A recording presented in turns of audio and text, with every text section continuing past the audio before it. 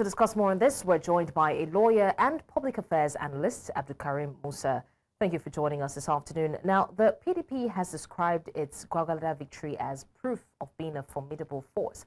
But then we see that APC won 5 out of 6 councils. Does this then mean that the PDP has a limited reach in the FCT beyond a single stronghold?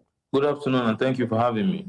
Well, the dominance of APC in the city center may be as a result of the peculiarity of the candidate that represented the APC, who seemed to be, who is an indigene of the Gbagi people, and so he's an indigene of Abuja. So that can account for the reason why the AMAC, which is the central council in Abuja, was dominated by APC as against the other political candidates who are from other extractions in Nigeria. But that's political discussion. But then if I talk about the other discussions that pervaded or circumstances that surrounded the elections, there are complaints from several quarters that the elections were characterized by a systemic disenfranchisement, which some of us have experiences about. So the question as to whether the APC is really dominant in the FCT or whether they have the political goodwill to have commanded the level of votes is actually dicey. That claim, it cannot be verified. So, given the PDP's plan to challenge the aspects of FCT elections, what legal thresholds must be met for a tribunal to actually overturn the declared results? Well, by the Section 134 of the Electoral Act, there are 3 grounds upon which a person can challenge an election. One of the grounds is that the person who was elected did not win by majority of lawful votes cast. Now, another ground is that the person who was elected is not qualified to occupy that position to which he was elected. Then the third ground is that the election was not conducted in compliance with the Electoral Act. Those are the 3 grounds enshrined in Section 134 of the Constitution. So any complaint that the PDP has must fall within any of these grounds. And until one sees their petition, one cannot really tell what their grounds are. It's either they are complaining that the person who won is not qualified, or that he did not win by majority of lawful vote cast, or that the election was not conducted in compliance with the Electoral Act. And I suspect that the likely ground upon which their petition would fall is that the election was not conducted in compliance with the provisions of the Electoral Act with regards to how beavers machines should be operated, votes should be uploaded to IREF, or how voters should be accredited. Those are the likely areas that the petition may arise. So, when political parties publicly praise INEC while simultaneously threatening legal action, does this then create contradictions that could affect their credibility in court? Of course, it does create contradictions, because generally political actors seem to applaud INEC whenever they have success in a given region, while they deprecate the conduct of INEC when they are not victorious.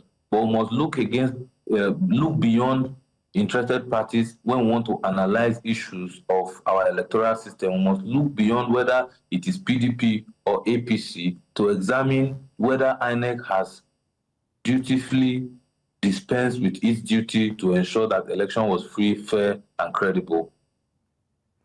Now, also considering APC's gains in the FCT in Kano and Rivers, alongside President Tinubu's endorsement, does this signal growing consolidation of power at the grassroots level?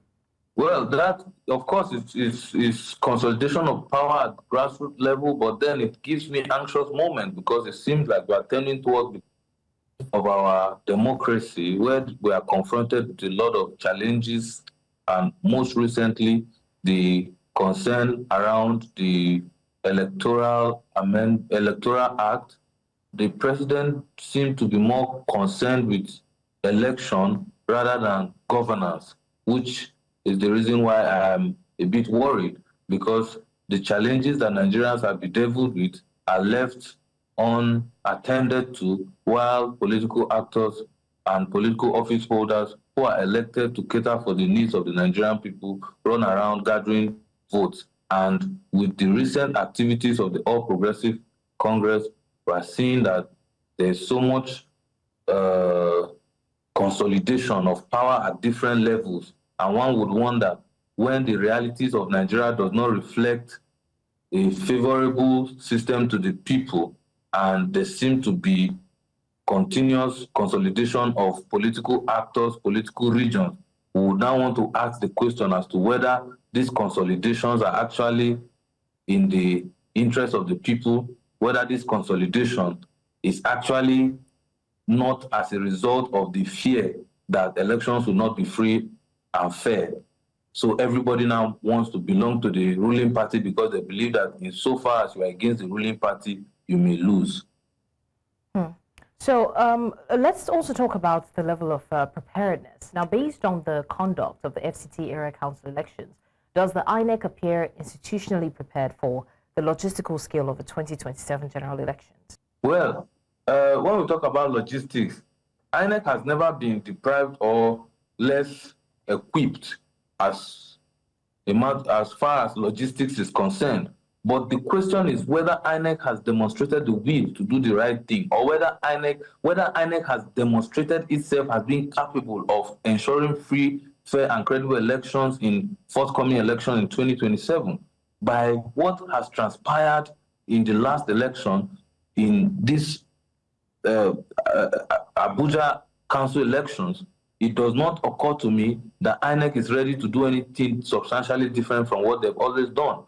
The conduct of the election, as I personally experienced, INEC that election, INEC does not seem to have a grasp and a total control of the electoral system. The electoral system still seems to be predominantly controlled and outcomes determined by political actors. In fact, somebody like the FCT minister seemed to have wielded more power than INEC in the last elections, because the law enforcement agents and all other actors seem to operate within the directive and the direction of the minister, as against the directive of the INEC or the laws of INEC or the Constitution of the Federal Republic of Nigeria. So in a nutshell, INEC has not shown any readiness to cause a change. And that is really a sad moment for me, because I expected that, in light of the fact and the crisis that surrounded the Electoral Act recently, INEC would have used this opportunity to salvage and redeem its image to redeem its impression amongst the Nigerian people, to have conducted a very free, fair, and credible election using this FCT Council election as a template to regain the confidence of the Nigerian people. But I can say that they have failed in doing that. Now, we also see a challenge with the voter turnout. So does the low voter turnout signal voter apathy, or does it reflect a deeper trust deficit that INEC needs to address before 2027? Yes, the low voter turnout symbolizes a voter apathy. It also symbolizes the lack of trust in the system, such that many people are less interested in the system. I mean, in elections, believing that the powers that be will still determine the outcome, no matter the effort they put in. But beyond all that, this FCT Council election was bedeviled by something greater than voter apathy.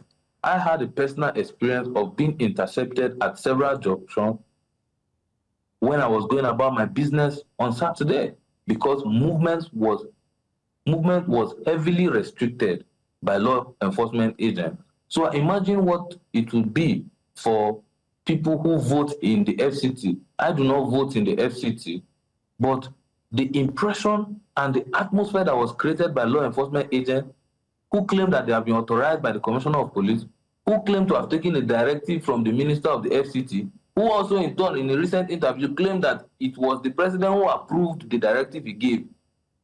that the impression that has been created was during the election was very hostile. So that even if you plan to go and vote on that day, you may be scared.